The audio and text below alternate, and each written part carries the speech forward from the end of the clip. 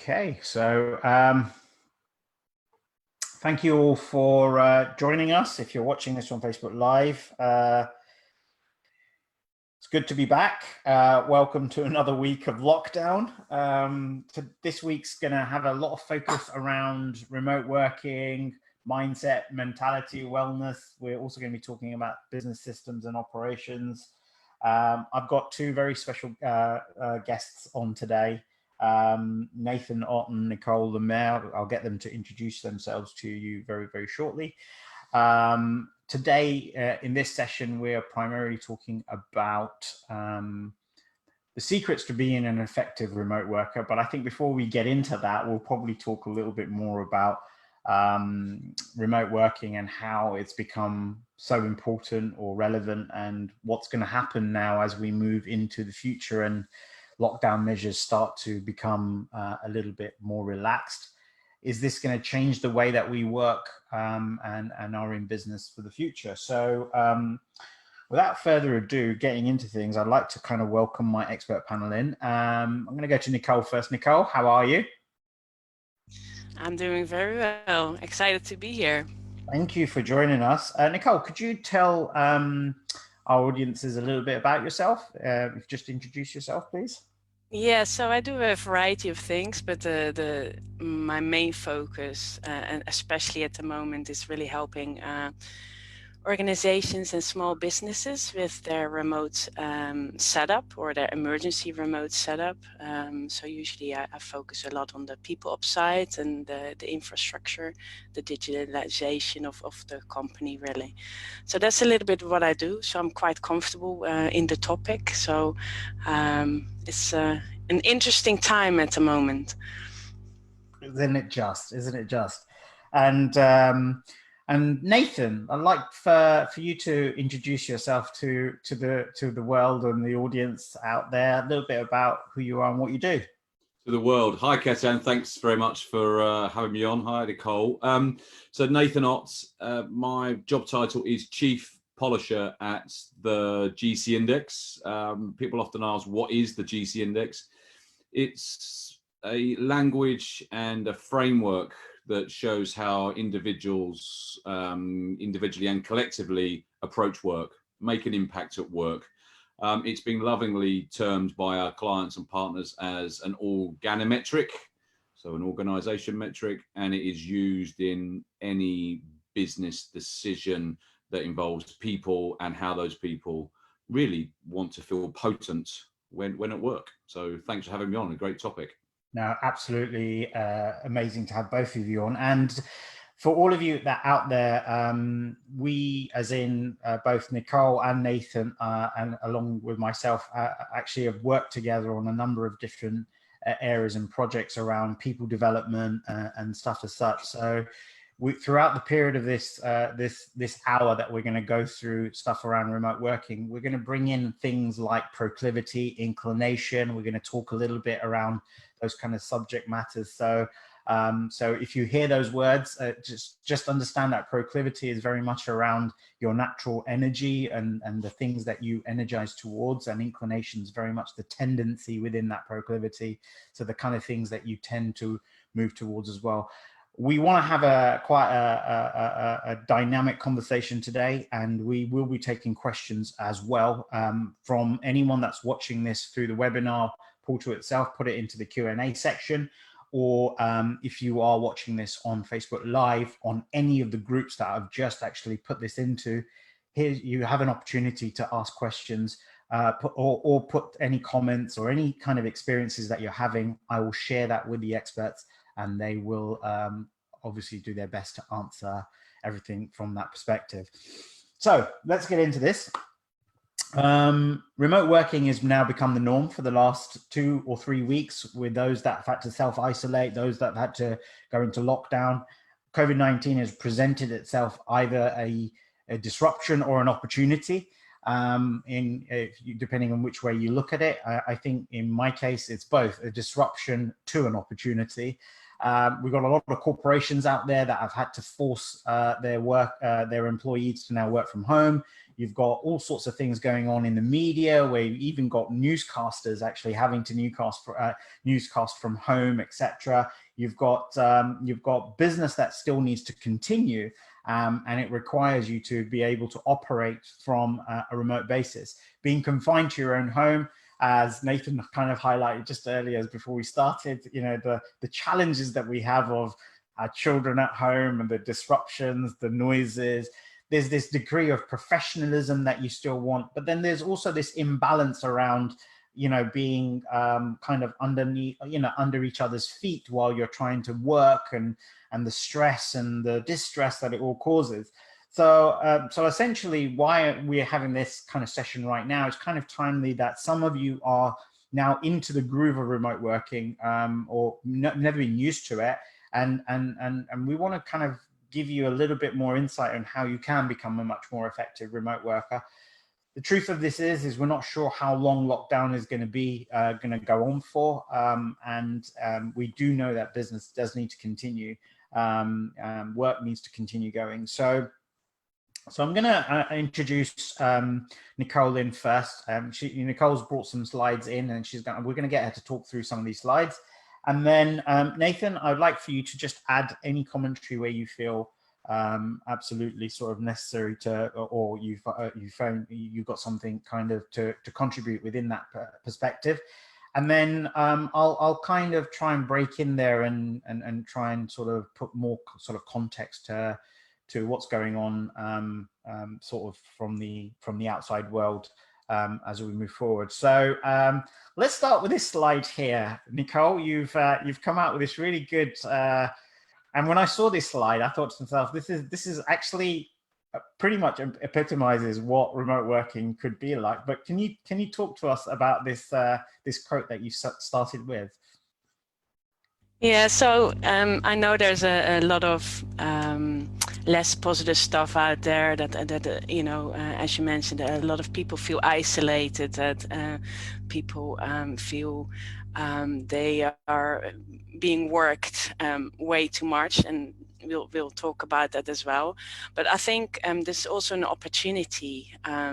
It's about an adventure. It is an adventure for everybody. So let's look at it from a positive way. What can you learn from this experience that you can add to in the future in your work, whether that's you'll go remotely fully, or maybe you want flexible working more, but what can you learn now that you can apply? So let's take it from the glass half full perspective.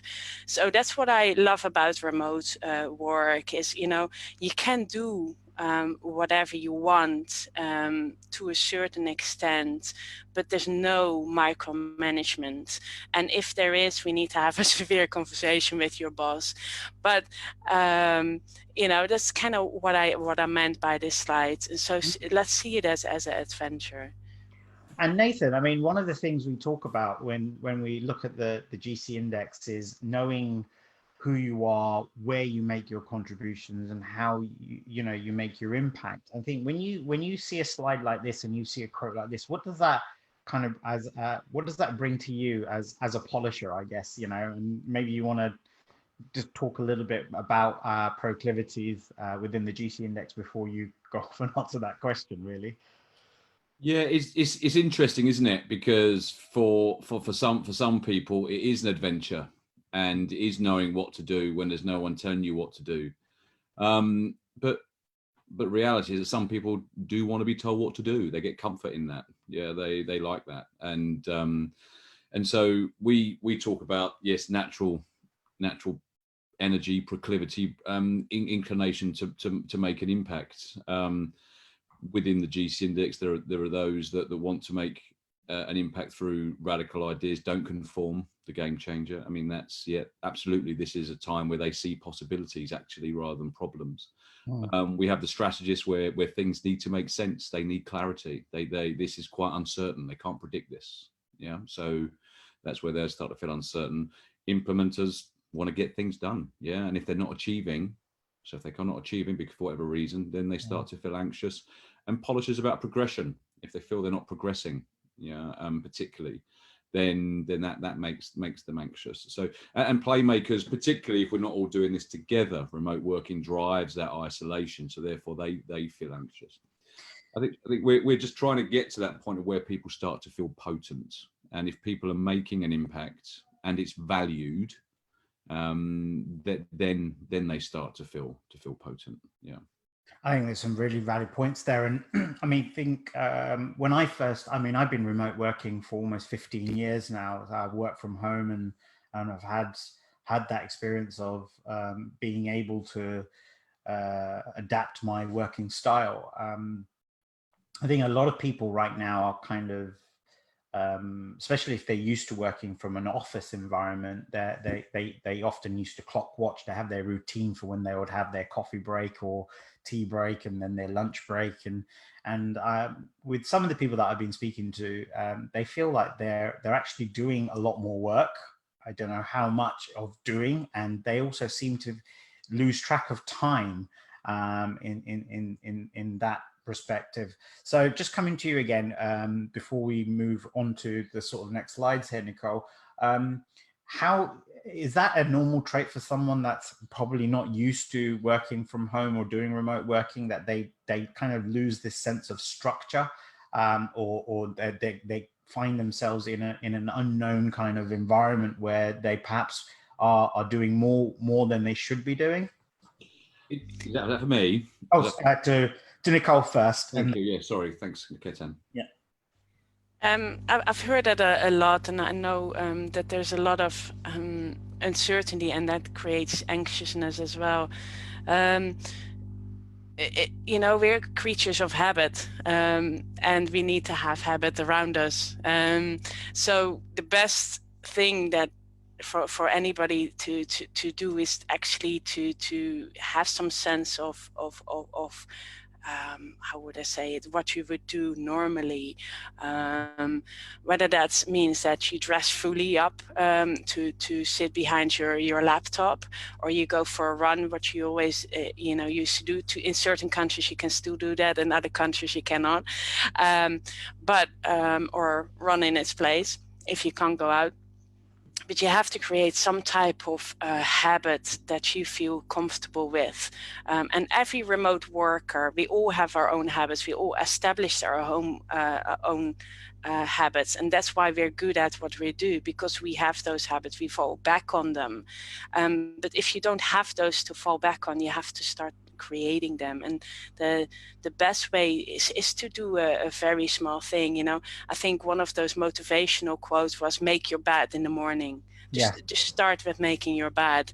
That's just one way of creating a habit. After that, things will start coming. But it's to be honest, a lot of people have it at the moment. And Nathan, very quickly, in the fact of what Nicole's just touched based on is parts of your routine which kind of affect your mind. Obviously, our mindset, our attitudes are directly linked to our perspectives, and sometimes can that have an impact in the way that we have our natural proclivity towards things? So, as a go-getter, as an implementer, could you start to see more frustration if you're becoming distressed and stuff like that? So does that change your routine because of the natural proclivity you have? So if you talked about potency and moving things forward as polishers, but if you're unable to move that and it frustrates you, how do you think that impacts your ability to work? Yeah. Look, so I'll get it out there. I've got a challenge with this title of this actual webinar myself. The secrets of remote working. There aren't really many secrets. Okay, right. It just depends on how you each approach those. So Nicole's absolutely right. Yeah, we are creatures of habit. Yeah. However, it's the human paradox. We have to change to evolve, i.e., survive. And I think that's what we're seeing at the moment is. We are creatures of habits. We take comfort in habitual rituals. We've seen that. Yeah. Now, some people, it might be making a bed. Other people might hate making the bed, so that actually depresses them. I don't know, right? So it could be a bunch of things. Yeah. So, but you find for me, it's making sure I have 3 cups of coffee in the morning before my kids wake up, that type of thing, right? But that gives me comfort. But if that goes, I get unsettled. But yes, for some people, this will not be an issue, remote working. Some people have been doing it for years. Other people, it's now been forced upon them. And obviously we don't like change when it's forced upon us. Yeah, but we do adapt very quickly. Yeah, we're the humans adapt. And so what we look at the lens, of course, within the GC index is, yes, understanding your natural anxieties, and also understanding the natural ways where you get positive energy. Yeah. And I've seen it, you know, we talk about strategists. I mean, these are caricatures, but strategists, they underline needs to make sense of the world. They need clarity. If things aren't clear for them, they feel really unsettled. So imagine these times, which are completely unpredictable. Yeah. Some people are starting to feel unsettled. So we've actually got them working with game changers that actually see possibilities and show them, and they can put the plan in place. And we've seen now these big strategists that were anxious now being much more focused on what they need to do. But that's just part of it. What we do is just a very small part of this whole world of remote working. You know, I think you could sum it down to technology. People got to focus on get the right technology. There's process. That's a little bit, an individual level. That's the routine bit. And then there's the personal bit. Some of it is personality, some of it is proclivity, where we focus. Brilliant. So obviously, as we run through this kind of core part of the presentation, what I want to be able to do is kind of dip in and out on certain things. We will move through certain slides quite quickly. For those of you that are watching this live and thinking, oh, okay, there's some stuff in there that I'm quite interested in learning onto or having access to, this is all being made available as a recording and on an asset base in our resource center later, which we'll provide more information for. So, so Nicole, take us through this area about focus on essential work, not business as usual. So, what's the 4 key tips here that you're kind of giving people? I think everybody is different, differently. So of course there is business as usual, but at the moment it's just not possible to have 100% business as usual. Whether that's because people working at home with their kids, whether they're just learning. You know, I've heard a lot of people that are having to learn, you know, digital tools, you know, Zoom, Skype, etc. You know, so what are the things that at the moment somebody can focus on? And this goes really also in terms of the GC index. Everybody has a specific time. So for me, it's an awesome time to focus on project work. So very focused. So not a lot of contact outside. For a lot of other people, they need to contact outside. So it might be smaller tasks that they can work on. So at the moment, it's figuring out what's best for each individual and working towards a solution and getting to business as usual. So as a business, have a look at, you know, what needs to be achieved at the end of the month, or you know, at the end of quarter 2, and how do we make sure that each week, each individual worker and you as a remote worker finish something up that you feel comfortable with. So there's a lot of remote work organizations also that have now said, okay, well, actually, this is also for us a very strange time. So you do what you want.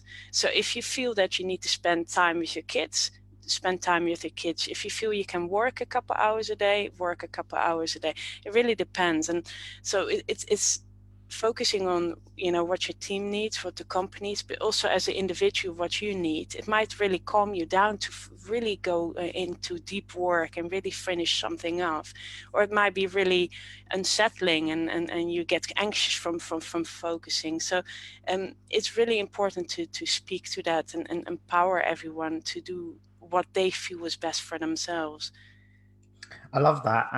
In fact, it's actually something, I mean, obviously I've got 15 years or over 15 years remote working experience, and I've run all of my businesses through kind of agile and remote working more so than being in an office, etc.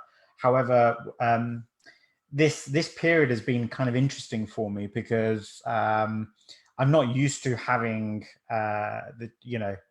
my children at home off school, even though we're now coming into our Easter holidays per se. But your kind of mindset is already prepared when they've got their summer vacations or their school vacations, that you're preparing for them to be at home, etc., or be entertained. And at the same time, the other strain is going to be on kind of resources like the internet and stuff like that, because everyone's on it at the same time. So it takes a little bit of getting used to. But what I like about what you've said there is you don't, whilst you build your routine, and that's what we talked about earlier on, there's this whole thing of flexibility of spend a bit of time doing one thing and then coming back to your work. I've seen some businesses who are talking about being online on Zoom, for example, like how we're doing this webinar for 7 hours. They're all sitting there for 7 hours on the system.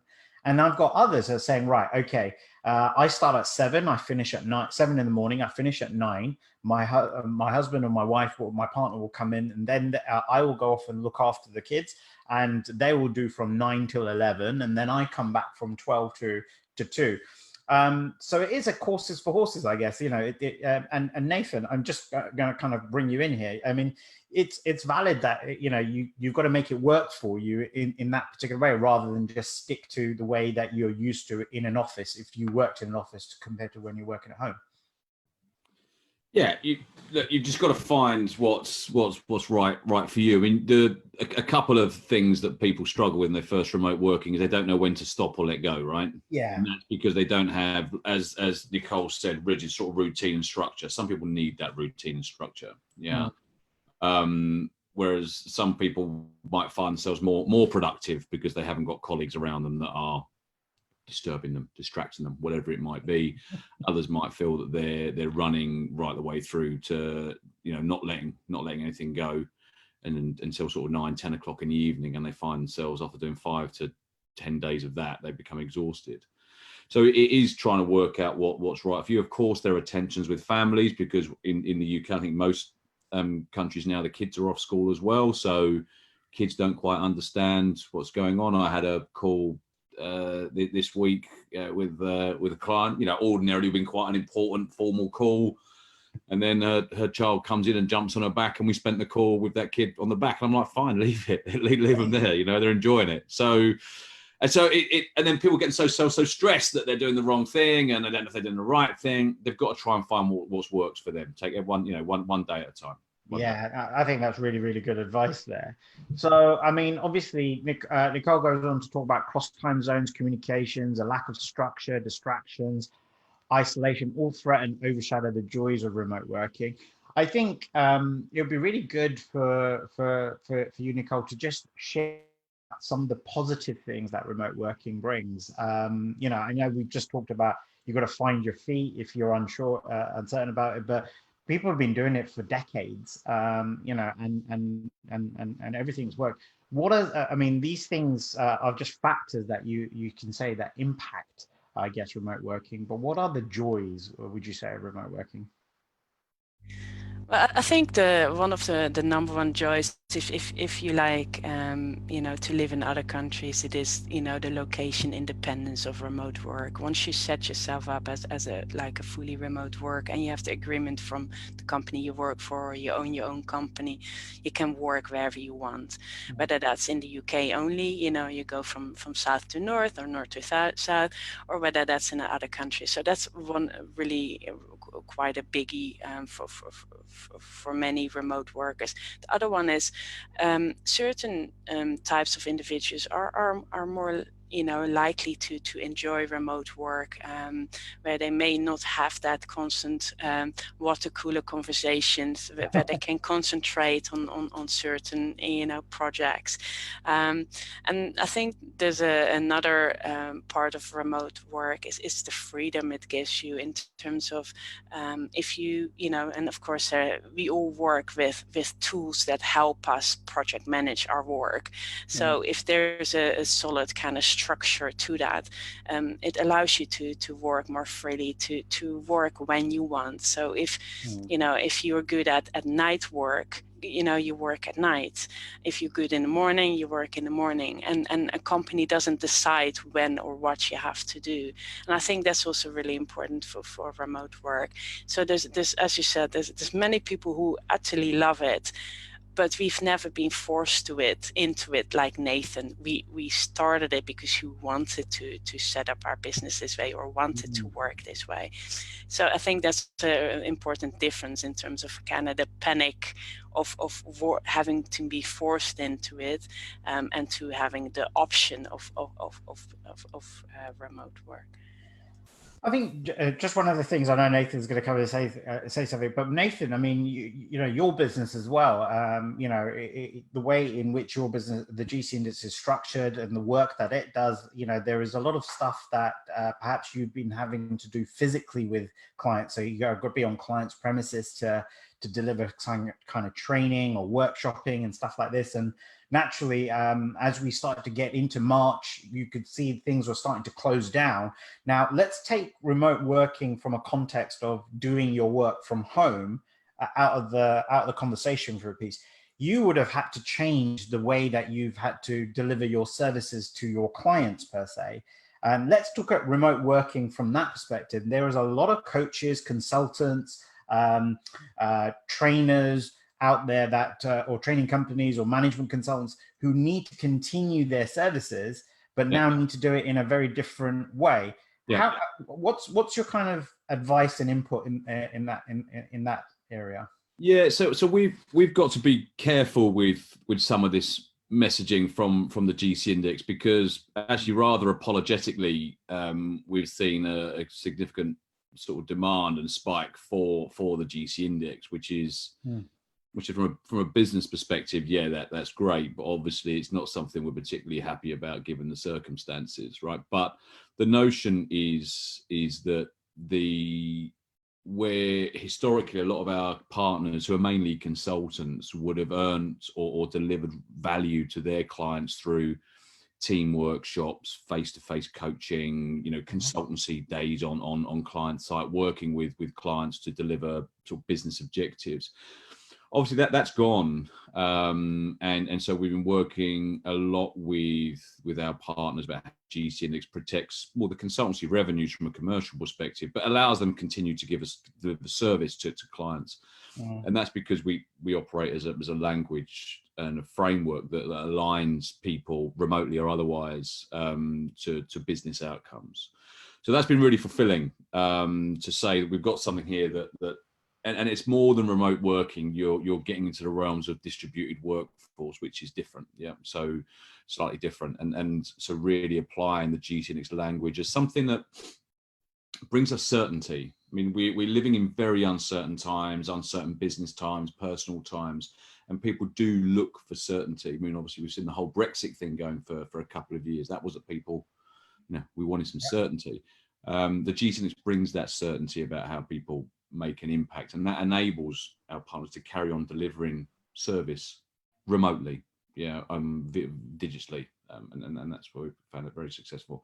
I would like to come back on one of Nicole's points, actually. Yes, it's a really good point. You've probably heard this because there is a lot of joy in remote working, right? I love it. I mean, I've been remote working for years, but Nicole, because when I go, and I've got colleagues that don't remote work, and they might do, I'm working from home today. Yeah, that will be the vernacular from, you know, sort of up to probably 3 or 4 weeks ago. But a lot of them have said, yeah, I could do 1 day a week from home, maybe 2 days, but you know, but any more than that, I'll go mad. Yeah, there's a lot. I mean, I get a lot of that. Yeah, and I think that's the forced bit. I think that's the bit now that we're experiencing. You've got a lot of those people that are now forced to work from home. Where, what would you say? What would be some of the tips you'd give to them, or what would be some of the advice you give to them? Because they're the ones that keep going around in my mind now.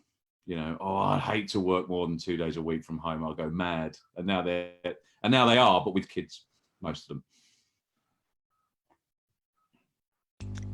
Yeah, I think some of the slides I might highlight that also. The thing is, I would say that 75% of what the majority of people do, whether we talk about training workshops, coaches, etc., can go online. So at least 4 days out of a week, they could be working from home if they would want to.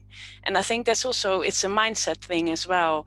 They can create opportunities online. Let's, for example, say Ketten with how he set up these workshops. That's a very quick, innovative way. Okay, you know, what else can I add? And sometimes, you know, it's a little bit of the panic and oh, you know, it's a bit fearful in terms of setting something up online or sharing a video online if you've never done it. But it's actually really fun to do.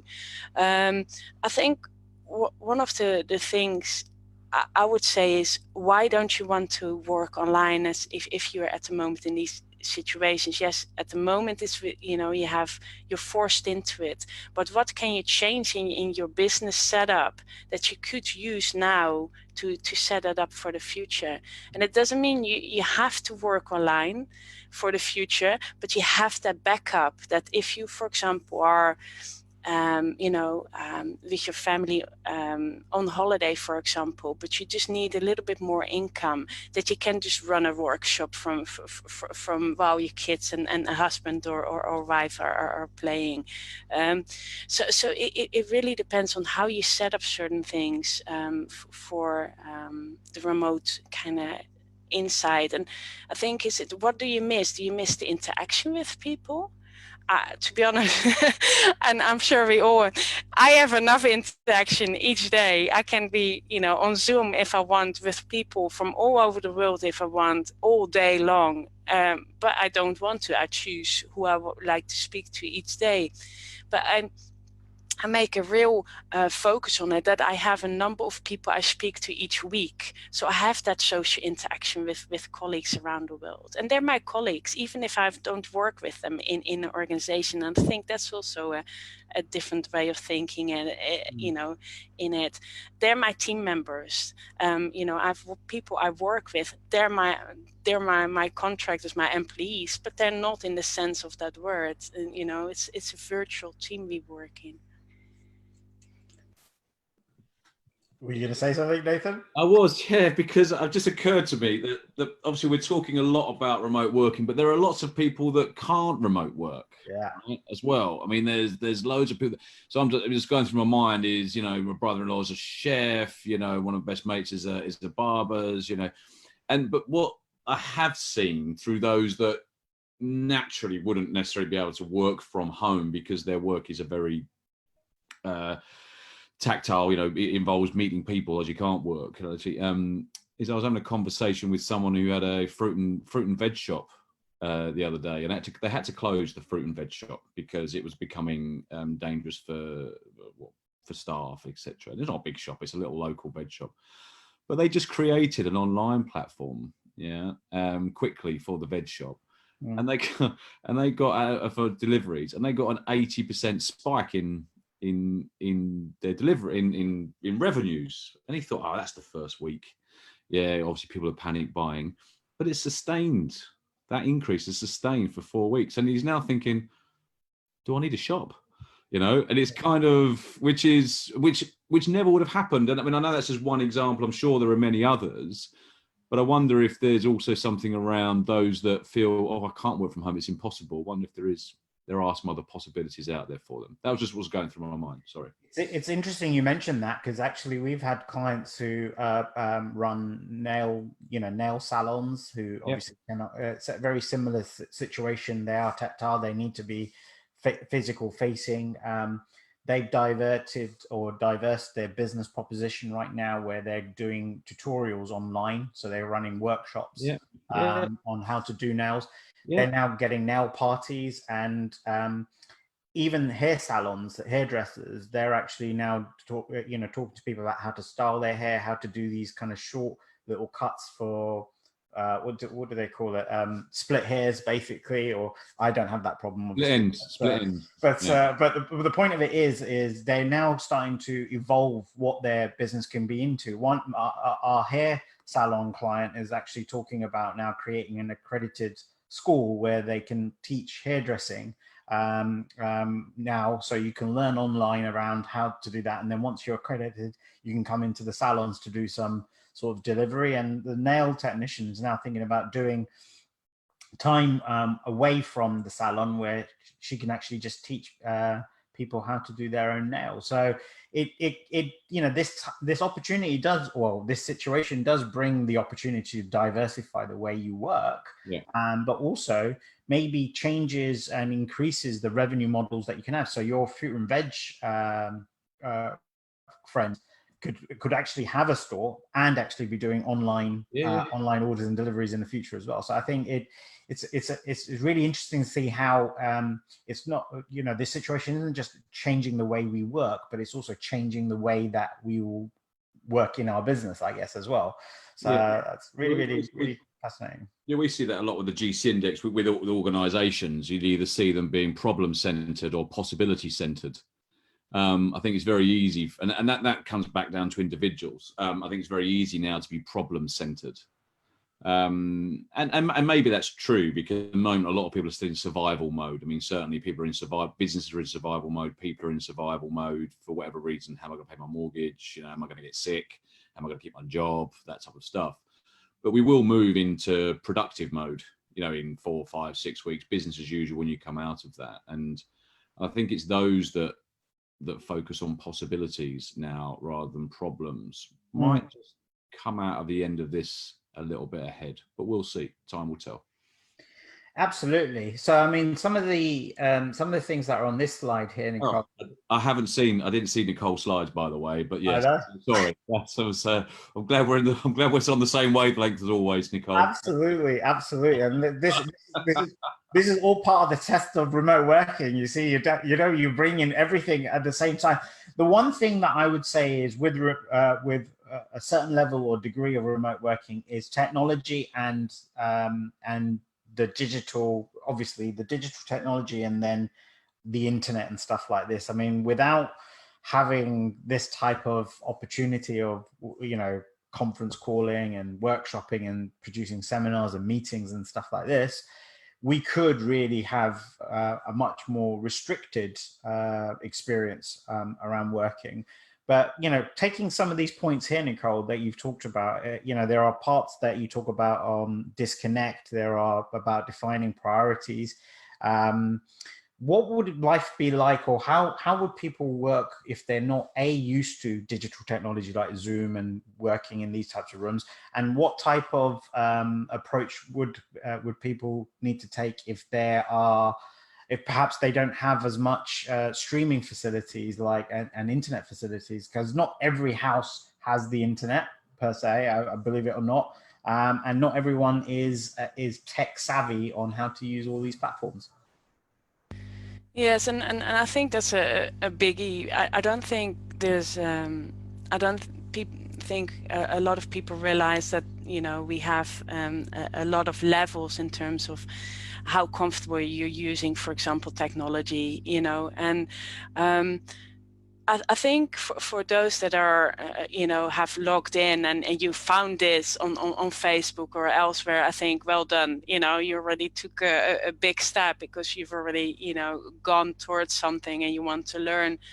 I think from, you know, if you look at how to learn something, for example, if you think about Zoom, the platform we're using at the moment, there's lots and lots of tutorials online in terms of on YouTube on how to use Zoom or how to use Skype. In terms of kind of using and getting some bandwidth in terms of using the internet at home, there are a lot of people that are using, especially in other countries, when I talk about Africa and Southeast Asia, the majority of people will be using mobile phones, and bandwidth is not that great there. But they're finding innovative ways, and they're switching. Everybody gets an hour. In one of the families I know, everybody gets 1 hour, and then the phone switches again to somebody else. So in that hour they're doing studying, in that hour they're doing schoolwork, in that hour they're watching movies on YouTube, and then it moves again. And I think that's one of the things I think we can learn from this, as well as remote work at the moment, or how it was pretty privileged, but I'm going to say, I don't know if that's the right word, but the underprivileged are finding ways, and to be honest, they're adapting probably a lot quicker than all three of us to it.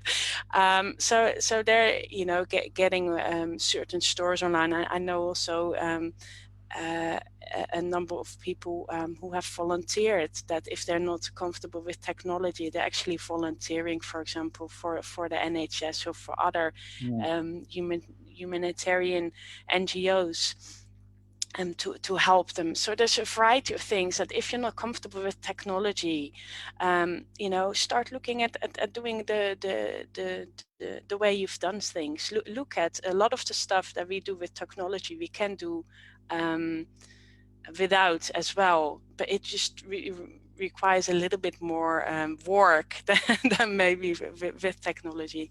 I hope that answered the question. Yeah, I mean, obviously, and it's kind of in line with with the slides that you sent as well. I think it's important that people do ask for help. Try not to do this on their own. I think I can bring in my wife as an example. She was used to working from an office, and they eventually they were moving off their desktops to laptops, and then obviously this scenario and situation came into play where they had to work from home. So first it was going to be you're only working 2 days at home and then 3 days in the office, and then eventually it's like you're staying at home. The problem you have is you have two things. Number one,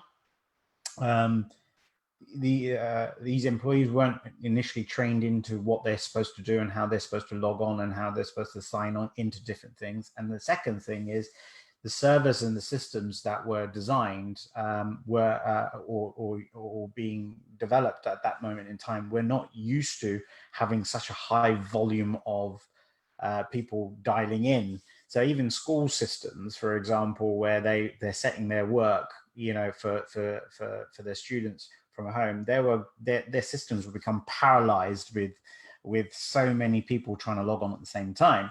And I think ultimately the only small thing that my wife had to do is ask for a little bit of help, right? How do I do this? What do I have to do here? When should I be doing this? And then allow them to assimilate. Now, I think, this whole thing about remote working, it is going to change the way we work. It changes the way we do our business. But for those that are, I guess, a little bit kind of, well, this is the only way I've done it and I can't do anything, I can't work in this particular way. How important is it that they get out there and ask for help? Because it could be just a small deviation in what they do and the way they're doing it that changes the whole perspective of the way they work it. Now, if internet is a restriction, you gave an example how people are being more resourceful and innovative and saying, all right, okay, we've only got 3 hours of internet. We're going to divvy up the time and everyone can do what they need to do within that time.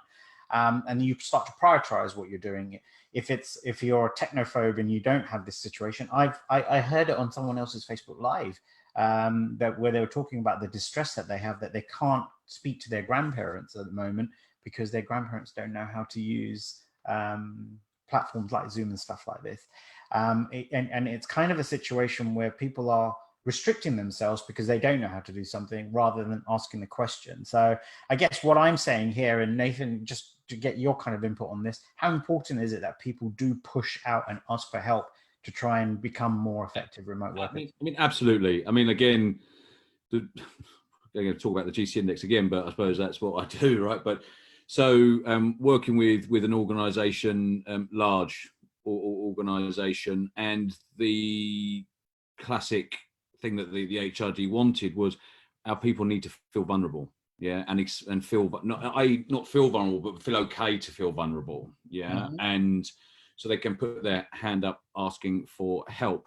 So absolutely, and again, that's the language and framework of impact that, or proclivity that we help organisations, individuals underpin. I mean, for me, we always use the Mother Teresa quote, where she says sort of, I can do things that you can't, you can do things that I can't, but we together we will do great things. I think it's underpinning that level. When although you're not in the same room, you will feel helpless, you will need help, you will feel vulnerable for whatever reason. And I think that's down to confidence, really. I think if you there's a confidence element to this as well. But well, that's a deeper conversation. But yeah, certainly asking for help, of course. Okay. Yeah. So if we were to move the conversation a little bit now to opportunity as opposed to the negativity side of things, we've got people that have perhaps lost their jobs. People are furloughed at this moment. Obviously, businesses that have furlough will eventually bring their employees back. But let's say you're someone who's just been offered redundancy because the business is going to collapse or you're fired, etc. And they're thinking, right, okay, I'm probably going to give it a shot, go self-employed, freelance, etc. And we're in this heavy period of working more digitally, remotely, etc. Here this slide represents kind of the culture and what people tend to look for in terms of a kind of a remote worker. What advice would you both give to anyone that's thinking about going into this space now and trying to become a digital operator as opposed to a physical operator? Any kind of areas of advice or tips? This could be for someone that perhaps was working in an office, working in a corporation, no longer is going to be there and thinking, right, maybe it's my time to start my own thing now. What kind of advice would you guys give? Who would like to go first? I'll go to Nicole. Nicole, you smiled faster than Nathan did, so I'm going to take you on. Thanks. I think, to be honest, there's lots and lots of opportunity at the moment in terms of remote jobs. They have not gone out, and this is on one side really, really quite sad for the people, who work, I'm going to call it brick and mortar in terms of you have to go to the office every day. But the remote work organizations have not stopped recruiting. One of the companies I work for, they have 7 openings just this week. And they're all around the world, from Latin America to Southeast Asia to UK to Europe. So I think it's really important to understand that remote work is much, much more informal. So what you've done this last probably 1 to 4 or 5 weeks, where you see your colleagues in either pajamas, or you see the kids hanging around, or you see grandma and grandpa waving. That's how remote work is, and that's what a lot of remote workers love. There's a lot less politics, it's a lot more direct, honest. We know about what people have been doing, over the weekend, and we ask for, hey, how was your weekend? How was the camping trip? And we're curious about what, the individual, and I think that also really links into the GC index.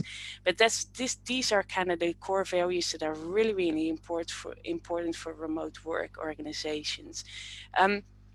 It is strange at in the beginning that people may ask you how your week has gone, or may ask you, are you okay? But that's really, really important, because it defines the culture of remote work and kind of the remote work industry. I would say one piece in terms of, if companies are thinking about remote work and you don't have that type of culture, don't step into it at the moment. You have to really devise the infrastructure and your processes and policies to have a little bit of a different type of mindset in terms of how you want to work remotely in the future. But these are kind of the core values that are really important for probably the majority of companies, but much more so for remote workers. Nathan, I mean, The GC index itself has worked quite closely, even over the last couple of months, with organizations around this behavior of remote working. And you guys have used the organometric assessment tool to help profile proclivities within the remote worker, etc. Is there anything that you add or could add to what Nicole has just said around anyone that's thinking about getting into remote working, or as a business thinking about adopting remote working as a part of the process of the way that they work moving forward? Yeah, well, at an organisational level, I think you historically had, I mean, this has certainly changed over the last 15, 20 years, but it still is true. You have organisations that measure people's inputs rather than their outputs. So seeing you at the desk and you're working, you're putting the time in, therefore I'm getting my money's worth out of you, crudely. I mean, that's relatively, that is definitely going, but even not so long ago, was it 5, 6 years ago, that we saw that big announcement from the Yahoo CEO that no, we're going to ban working from home. I mean, so it's still there, it's prevalent. Yeah. So I think in terms of helping organizations, we make it tangible. We talk about how everyone can make an impact, how they want to make an impact, energy to make an impact. And this is an impact. So we help organizations map their business processes, map their business objectives, project plans, whatever it might be, and get their people who are most energized at that point in time to deliver that part of the process or business outcome. So then when these individuals then are distributed or remote, we've got something tangible we can measure, but we're also measuring outputs, if that makes sense. So that helps then everyone knows what impact they make, everyone knows they feel included, because there's a whole world of inclusive leadership that's been a bit of a nonsense, I think. That's not true. Sort of, we can go back on that.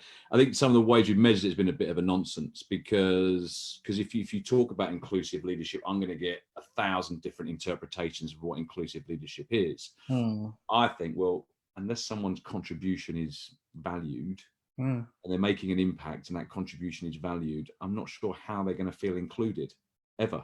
Not really. So it helps with that piece. We're including people for the impact they make.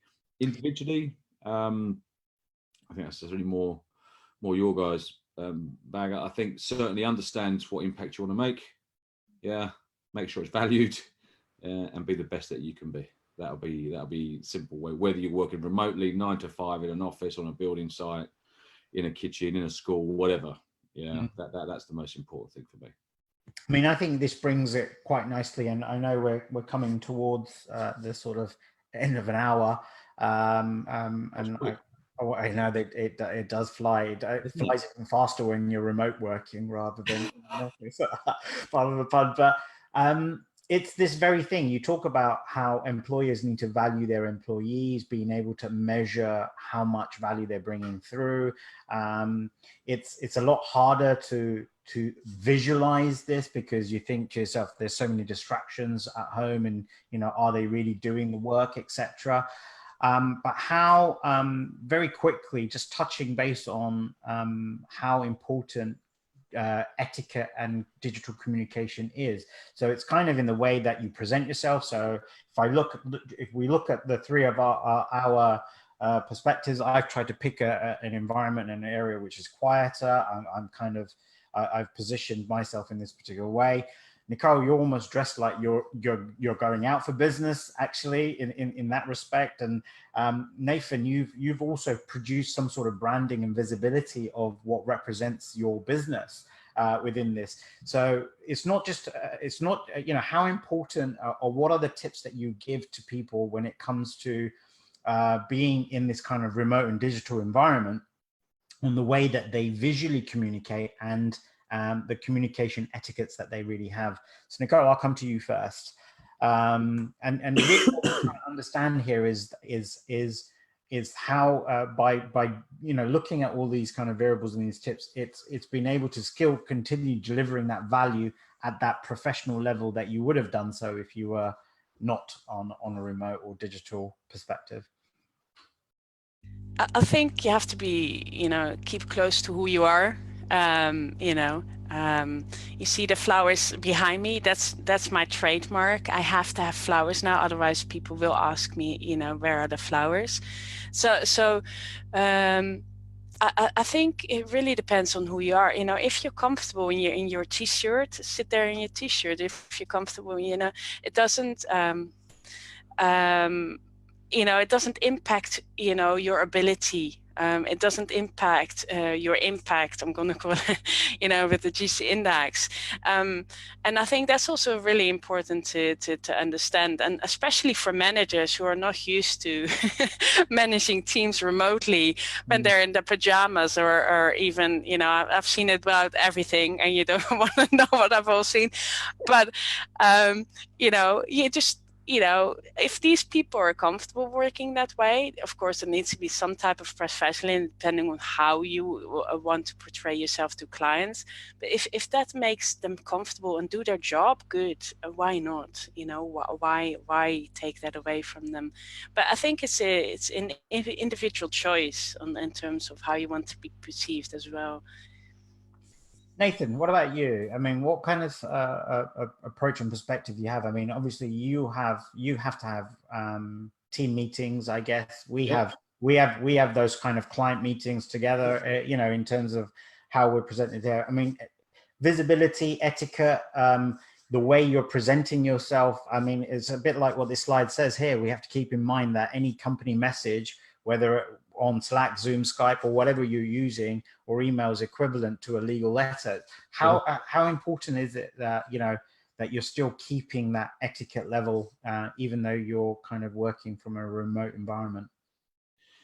Yeah, again, every horses for courses, as we'll say. Every organization, every individual is different.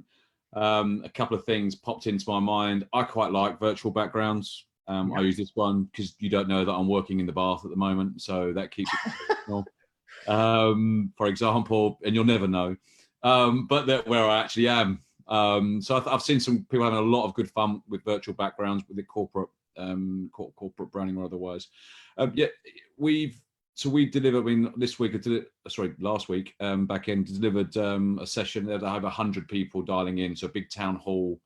So there is an etiquette there, yeah, and I think you need to be cognizant of the people there. Always want to make sure we see them now. I mean, I think that's the big shift for me as a remote worker. Is historically I just have Zoom calls and people wouldn't show their face, and it used to annoy me a little bit because you knew they weren't really listening, or they were doing something else. So I do try and make sure that we see everyone's face and they're attentive and they're listening. And of course you just have to be a little bit more explanatory in engaging that audience. You know, can you hear me? Is the noise all right? You know, that type of stuff. This is what I'm going to do, so slow down a little bit.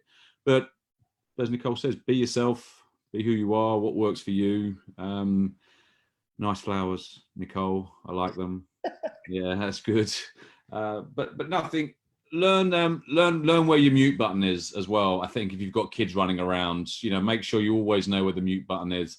I was on a call for one of those 100, and I thought I'd done the right thing because I normally wear a hoodie, but I put a shirt on. Yeah, and so my family could see, oh, must be an important meeting. He's got a shirt on. Yeah, that didn't faze my 6-year-old though. She comes straight in. She came straight in with a town hall, 100 people. Daddy, I'm hungry. Cut this apple for me. And I was like, oh, great, thanks. You know, so it's good to press the mute button on that. That's a game changer polisher if I ever knew one. I mean, I've done it. I mean, sorry, I'm pretty rowdy, but you've seen that BBC presenter. I mean, the newsreader. Yeah. And you know, and you can understand why that happened then, and fair play for him to come back out and do what he's done subsequently and made a big joke of it. But I always found that actually putting my younger kids on my lap and saying, look, this is what I'm doing, they soon get bored. Yeah, they soon get bored and toddle off. You know, the more you say don't come in, the more they want to look. So just sit them on. I've been doing that for years, and that works. There's loads of tips, but people will find their own. And I think just like this slide now also represents, you mentioned like know where the mute button is, etc. I think if you are going to be more effective as a remote worker, or to be doing more digital, it's having the right kind of equipment around you as well. So, I mean, like whilst I'm using the camera on my laptop, I've actually got a podcast mic because it means that my microphone doesn't go in and out, which is something that I found that happens. So again, just very, very quickly, because I know we're kind of getting towards the end of time here. How important is it, Nicole, that, you know, if you are positioning yourself and you're going to be doing more of this kind of representation of remote and digital working, that you've paid attention to having the right type of equipment around you as well? Very important, and I think especially the economic side of things is if this lockdown will continue, you have to invest in some type of whether it's a laptop stand or a good chair. I saw a survey just come out this morning that about 40% are complaining about back pain and other pains due to working remotely at home. So they sit at the kitchen table, or they sit at, you know, on a couch, or they sit on not the right chair. Just be very, very careful. You can't do this for very long. You're going to start, you know, hurting certain bits. So there's also the huge well-being aspect of it. So start looking at what else you can do. You know, you can put a carton box underneath your laptop. You can put books. You can, you know, devise a different way of seating that's better. So also think about the equipment now. What else can you do? It doesn't have to be expensive. You don't have to buy anything. There's a lot you can do with the stuff you have at home as well. Yeah, and like Nathan, maybe not use the bath when you're doing your. I'm not really in the bath. I know. Well, I could. Well, look. To move it to a slightly more lighter side of things of remote working, over the weekend we decided to have a party at home, and obviously because of social distancing and you can't have people coming around, we decided to host the whole party using Zoom. And on top of this, what we did is we created a karaoke play. We had a quiz. We had a birthday party to celebrate. We had all sorts of different things that was going on. And I set up is we put a webcam onto the back of the TV. We had a HDMI connection going to the laptop. We had the podcast mic going to a speaker, and actually it allowed us to move around freely rather than just sit in one place. Now, how can you party just sitting in one place?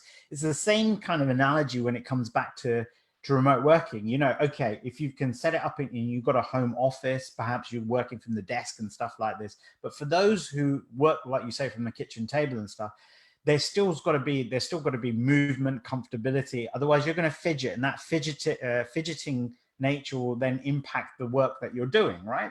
So it's a situation, guys, that, you know, as we prolong through this period of having to work at home, you're also going to be effectively managing your relationships and your social ventures at home in this particular way. So picking up on that tip about using different things around the house to allow you to be more comfortable and be more have more freedom of movement, it's going to be really, really, really important, right?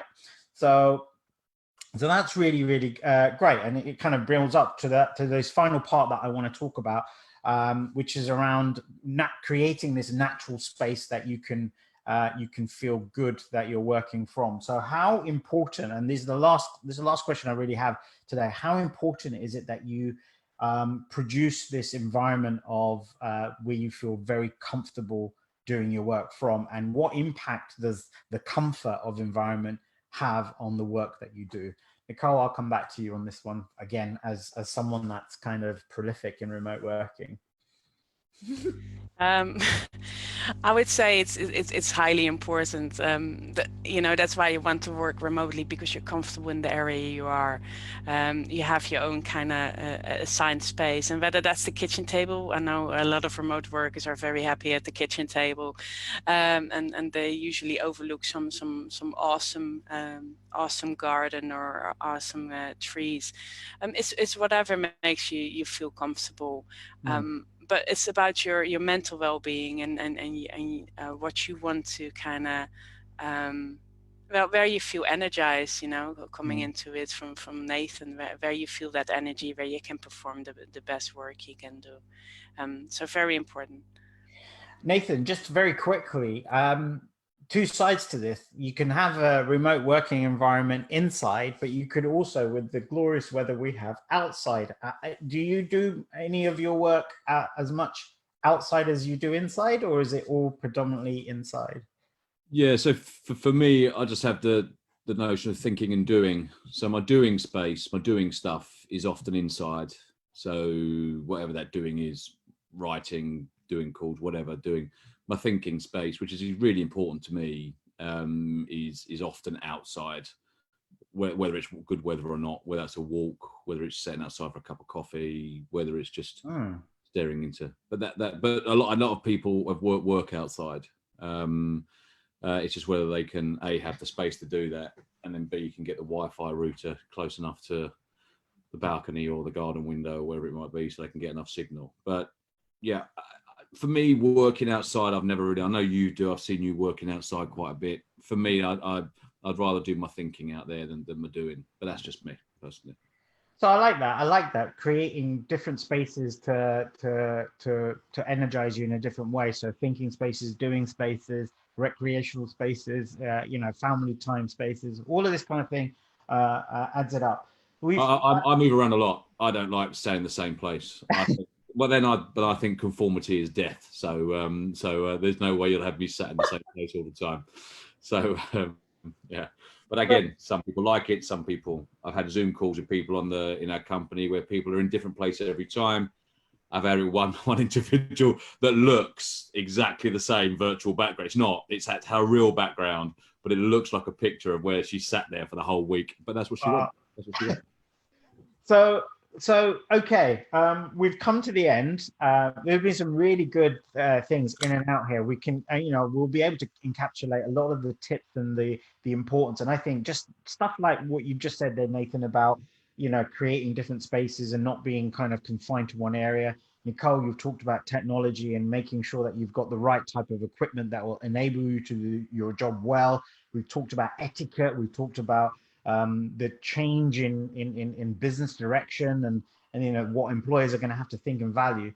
What one last kind of tip or comment would you have to anyone out here that's watching this, maybe on record as much as live, around remote working and how that's going to now become more part and parcel of your life? Any kind of lasting comments that you'd like to share with our viewers? I think it's really important, at the moment this is not normal remote work. You're being forced into something.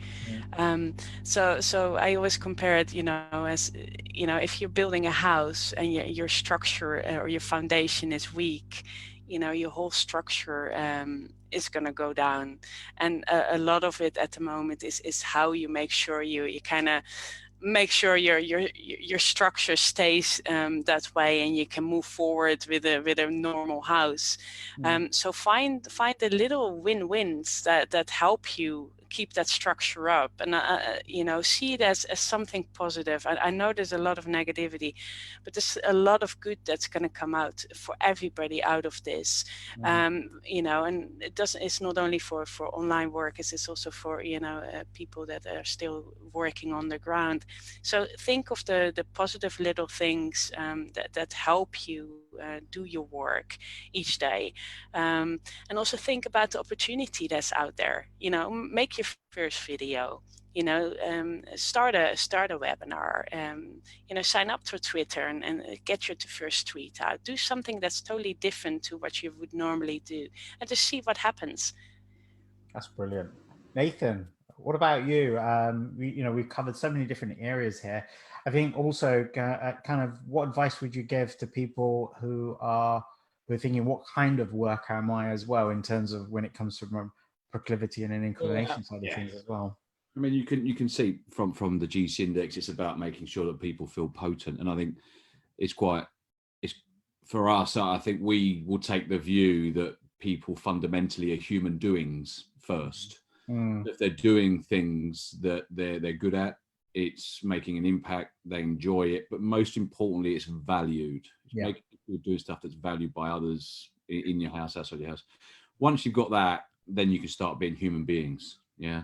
But it's, if you listen to what Nicole said, it's a lot about human doings. Make sure you get the right do things, and then once you're doing those things again, that you're good at, is valued, making an impact, then you start being human beings, and a lot of this stuff will go away. But it's not a straight line. We know that. Yeah. So you're gonna have days you're gonna feel great, days you're not gonna feel great, and it's using others around you. Ask for help, as Nicole mentioned as well. So there's lots of good stuff in here. But yeah, remote work as it is best for you, really. Yeah.